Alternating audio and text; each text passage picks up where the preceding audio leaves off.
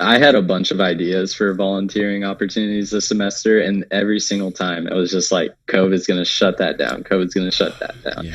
COVID's going to shut that down. I was like, okay, well, this one can happen with COVID, and I want to get these other organizations involved too, because I'm sure that if I'm experiencing the struggle of finding outreach opportunities, I'm sure they're going through the same thing. And I initially thought this wasn't going to be that big of a program, but I'm happy I got these ACS and SACNAS involved, because it looks like it's going to take a way bigger shape than I could have ever imagined whenever I first came up with the idea.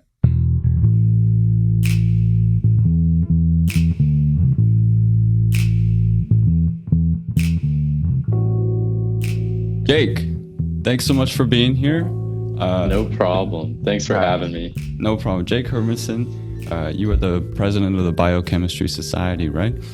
Yes, I am. So I feel kind of guilty of being a biochemistry major and not knowing a lot about the Biochemistry Society.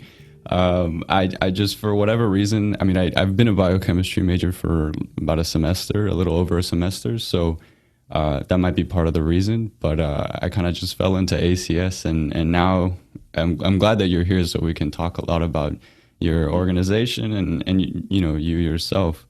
I do want to clear one thing up though. Is the Biochemistry Society the actual name, the American Society for Biochemistry and Molecular Biology? So I don't know how it is with the school. I think what we have with the SOC, the Student Organization Council, it's the Biochemistry Society, but our national chapter is American Society for Biochemistry and Molecular Biology. Okay, because I know on the website I was looking into it a little bit, and I saw the name and I was like, is that it? And so you guys are actually part of a national organization. Yes, we are. Like ACS. Okay, very cool. So how does Jake become the president of the Biochemistry Society? We can just call it that, I guess, right? Yeah, I mean, it rolls off the tongue a little better than American Society. Yeah. So how did I become president? It was almost sort of like I stumbled into it. It wasn't really something I sought out to do, but my first year here on campus, I wanted to join an organization. So obviously my major was biochemistry. That seemed like a good start, was to go with the biochemistry organization. And it was what sort of got me into research, and that really impacted my life and made a big difference. But the organization itself was sort of small, and whenever they were looking for new officers, the president sort of urged me. She's like, hey, like, you should really consider running for president. Like, we're seeing you show up to all the meetings and you could potentially be a good president. So I just decided to run, and that's sort of how I came into the position. It's very similar to Edgar in my situation with ACS as well. What year did you become president? So I was elected spring of 2019, I believe. Like what year as a student at Texas State? Oh, so I've had a weird undergraduate career, but I'll say that was my sophomore year, but I've technically been in college for 2.5 years prior to that. Okay. Yeah. Okay. I remember that. I think I remember you sharing that during the SURE program. Yeah, I graduated high school in 2015. I had such a crazy undergraduate experience to get where I'm at now. It's the furthest thing from a typical undergraduate career. Yeah, exactly. Edgar knows you a little more than I do. So are you like considered a senior, or is this like your fourth year here? I think so I'm for sure senior. Right. So for sure, I'm for sure classified as a senior, but yeah, I would say I'm a super senior at this point. So I actually dropped out of college for a semester, but I think this is my 4.5 year in college, if I'm if I'm doing that correctly. It's such a weird thing. I meant to get down the dates to make sure I had it like correct, but I did not. And so we'll just say I'm a super senior right now. Okay, cool. And do you plan on graduating this semester? Or? No, in the spring. Okay. This coming spring. Yes. Wow. And then graduate school, hopefully. And so let's talk a little bit about the Biochemistry Society. You said they were established before you joined, right? Been around for a while. One thing I do want to know is, last podcast, Edgar and I talked a lot about kind of the challenges that we've been facing this semester with, going remote and all that. So what kind of stuff have y'all been doing to kind of adjust to the situation this semester? So for this semester, we're doing everything completely on Zoom. I'm not messing around with doing anything in person.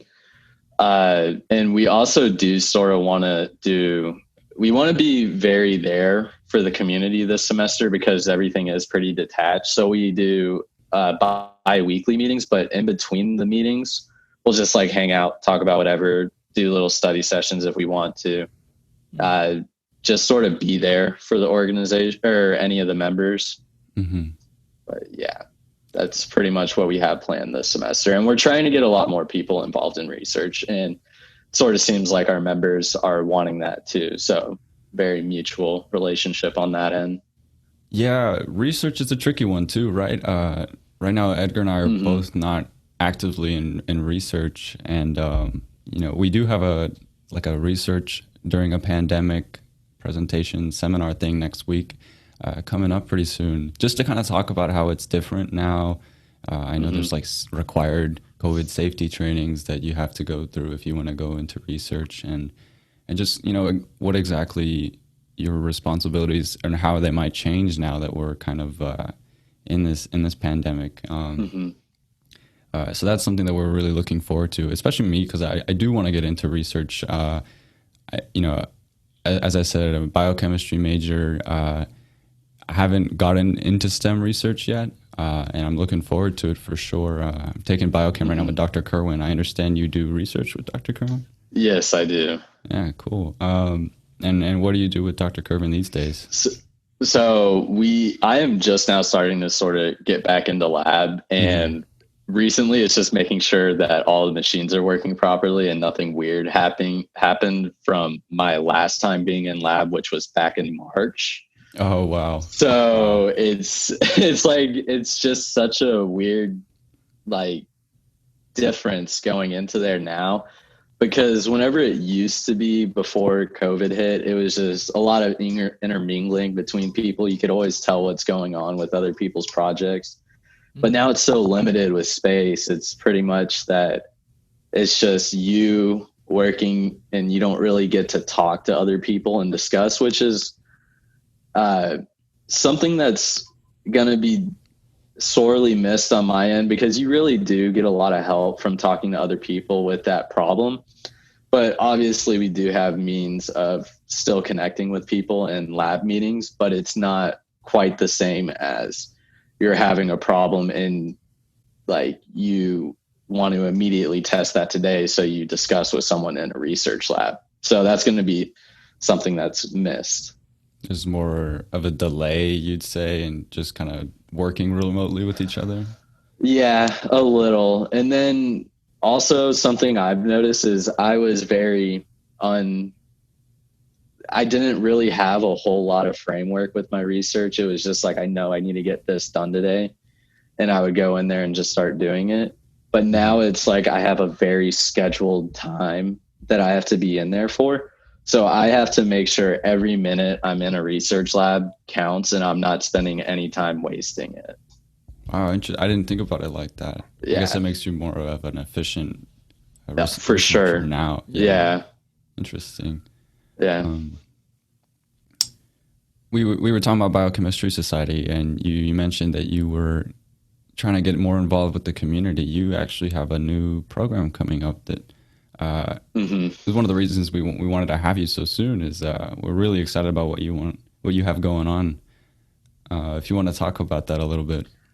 Right. So, pretty much what we're going to be doing is we send boxes out to elementary school students, and these boxes contain various experiments. And we're sort of thinking that it's going to be you do one experiment and that progresses you to a storyline that gets you to the next experiment. And then eventually it's like you get 6 experiments done and you learn about those experiments along the way.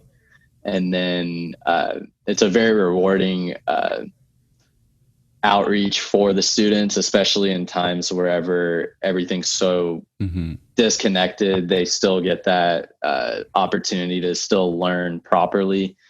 And it also gives the students on campus at Texas State an opportunity to do outreach, whether it's like designing experiments for that box or getting involved with the story writing.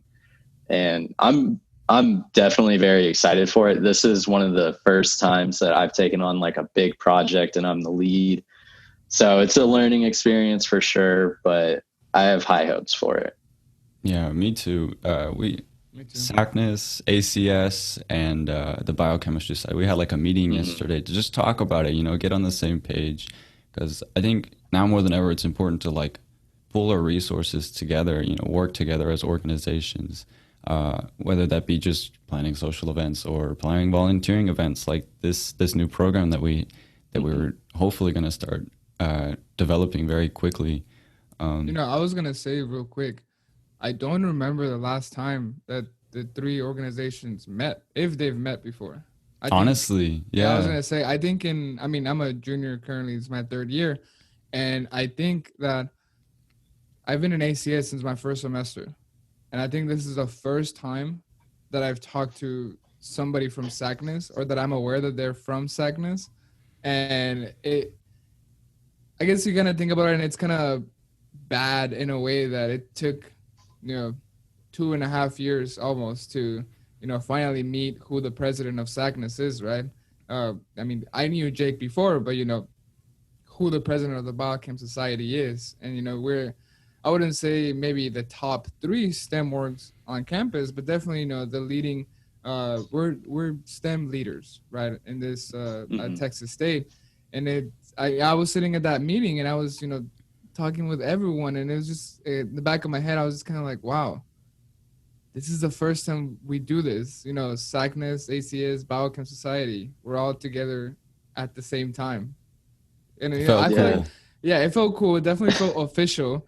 And I just feel like, ACS and SACNAS and Biochemistry Society, we're all our own entity with our own ideas and, goals that we have. But I feel like the fact that I could bounce off ideas from, for example, Manette, right? And then Manette said something. And then, Christian heard our conversation and then joined in on that, and, you could have that within an organization, but it was definitely a different feel when we were all together. And I really, really like that. Mm-hmm.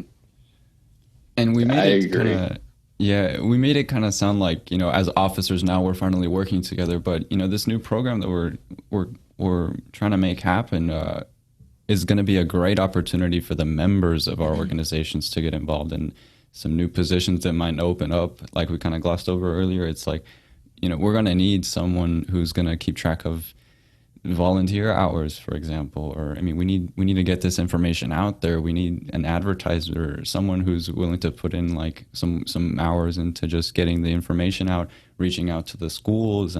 There's so much opportunity for leadership positions for our members, right? Because as officers, we do a lot already, and we also want to create opportunities for other people to get involved. I think, and I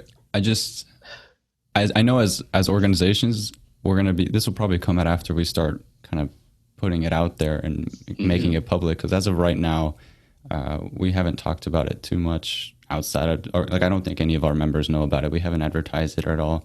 Our officers just found out yesterday at the meeting too. So big things are coming. And I know down the road, we'll definitely be doing our part to advertise and get it out there more, because we haven't mentioned it, but this will require some funding. This will definitely require some funding to get those boxes made, and a lot of planning is going to go into this, and hopefully it'll be one of the bigger volunteering opportunities for fall 2020. Yeah, it definitely seems like this seems like almost the way I had a bunch of ideas for volunteering opportunities this semester, and every single time it was just like, COVID's going to shut that down. COVID's going to shut that down. Yeah. COVID's going to shut that down. I was like, okay, well, this one can happen with COVID, and I want to get these other organizations involved too, because I'm sure that if I'm experiencing the struggle of finding outreach opportunities, I'm sure they're going through the same thing. And I initially thought this wasn't going to be that big of a program, but I'm happy I got these ACS and SACNAS involved, because it looks like it's going to take a way bigger shape than I could have ever imagined whenever I first came up with the idea. You know, and I think I think we talked about it in the last podcast of how, you know, anything, you know, human related, not just science, requires teamwork, right? And it's just in the last podcast we were talking about how we, you know, we should maybe have a class on how to work as a team, right? And let that be required for, you know, STEM majors and stuff like that.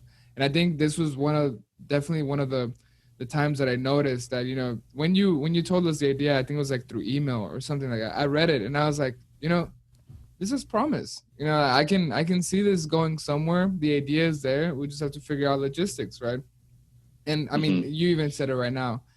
Sometimes your, you know, small quote unquote idea that you have in your head can literally take off if you talk to the right people at the right time. So, yeah, I agree, because the original idea was not doing the story progression, and I loved that idea. I think that was your idea, Edgar, correct? No, you don't know. I normally literally just kind of like, something comes to my head, I say it. If it hits, great. It doesn't. Yeah. Everything just kind of goes. It's powerful. It was a powerful brainstorming session that we had. It was like an hour, and we got a lot of ideas flowing out, and now we have a pretty good plan that we'll still need more work in the future. But, you know, that's what our members are for and stuff.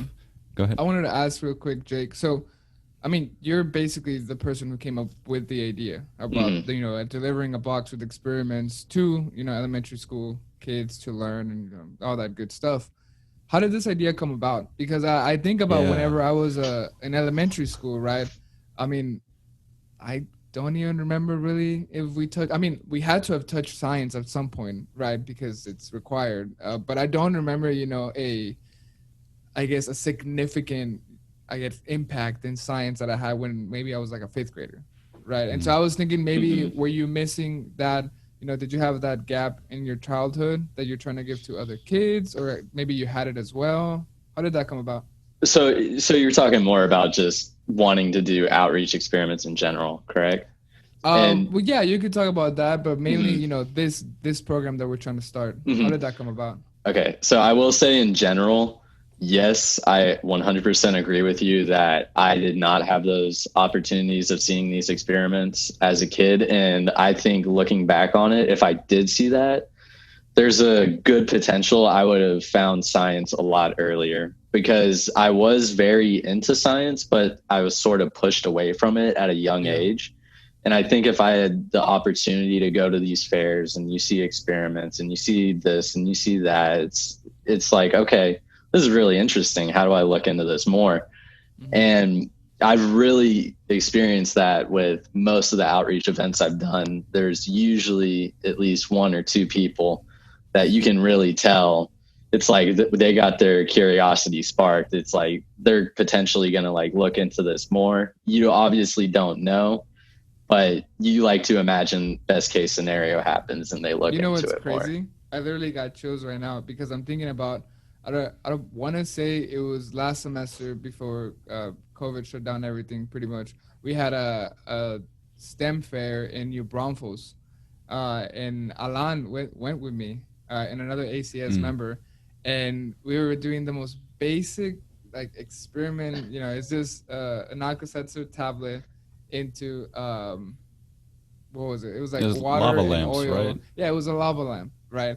And I remember while we were doing that, Alan shaked it, and you know, it would produce gas inside of the bottle, and it would inflate, you know, the bottle.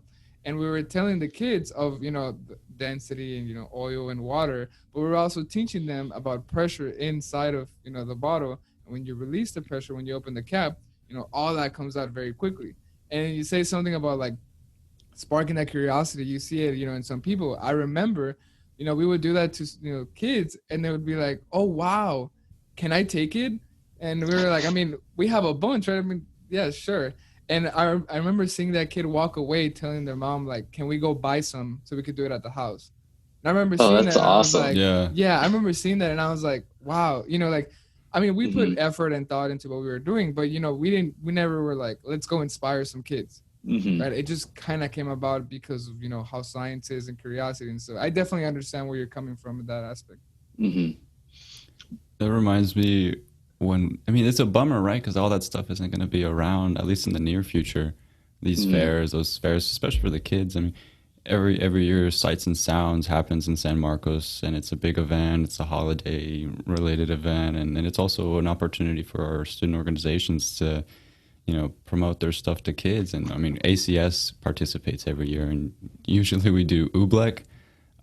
We play with Oobleck and kind of teach the kids, how it works and let them play with it. I remember we did a shift last year, Edgar, and this one kid, so we had like a red colored Oobleck and like another bucket for green, and then we were like, what color do you want to? We let them color and stuff just to kind of initially get them engaged. And I think like the second person that came up to us out of like Second. maybe five, because it was super cold that night, she was, I think it was a little girl. She was like, I want to make brown. So she starts like mixing the colors, and the oobleck looks horrible for the rest of the evening. It was just like brown oobleck, and I don't think we had many more people play with it. And the worst part is we had the Society of Plastic Engineers next to us at the table next to us, and they had like, oh, I forgot what they were doing, It but was they were basically, they had like a small like plastic gun, and they were making 3D basically they were basically printing 3D stuff with like a plastic gun. It looked super cool. they were compared to designing like, like What? candy yeah, canes. It was yeah. super cool, and we just had like a bucket of brown, like liquid slash solid. That's all. I mean, but nonetheless, like the girls seemed to enjoy it a lot, and it looked like she had a lot of fun. And we did still get to like throw in like, oh, this is why this happens. It's pretty cool, and Mhm. it's those like little things, right? That Yeah. hopefully we can get through with this new program. Yeah. I It'll just agree. be a lot of fun. Hopefully. And I sort of want to continue it with the crazy experiences. The first scientific outreach I ever did was possibly like the most influential one that I had for future outreaches. Mhm. And it was here on campus. It was just a quick 30-minute demo. And we were sort of teaching them about antibodies. And they were trying to find a criminal. And we had the antibody solution, which was either vinegar or water. And if it was vinegar, it was put into red milk, and you would see it like sort of coagulate, and you would say, oh, that's your suspect. Well, I was working with these two kids, and afterwards they went to a presentation and sort of went more in depth into it, and I was standing off to the side. But the kids, they came up to me before switching to the other classroom, shook my hand and said, thank you, this was a really cool experience.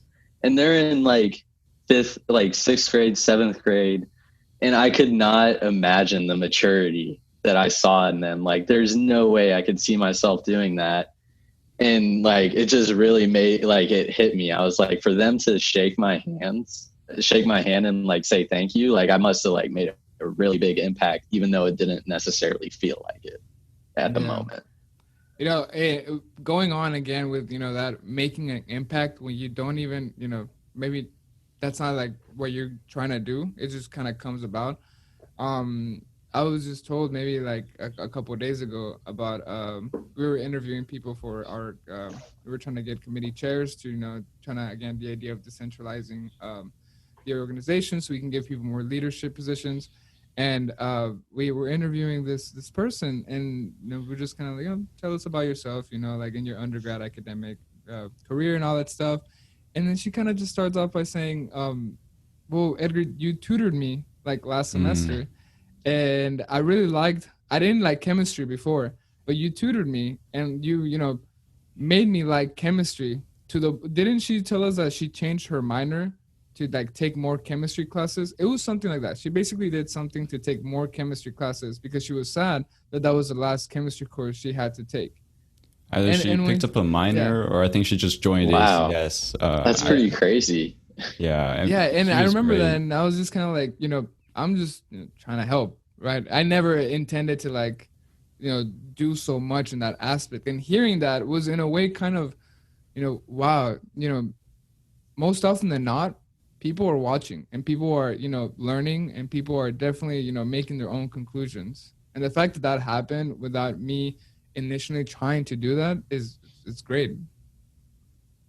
And that's also kind of part of the goal of like this podcast, right? It's just, I mean, we're talking about whatever comes into our minds. It's not that structured, but hopefully we say something that kind of inspires somebody or gets somebody interested in getting into research. Or, I mean, you know, hopefully we have some of the administrators for SI on here soon so that they can talk about the SI program, and maybe they can recruit some students from one of our organizations or who are really interested in kind of getting a job as an SI and teaching people, or SIing people as they call it. I mean, just the little things, right? We don't have a very narrowed focus for this, but whatever we can get out of it, we'll take it, you know?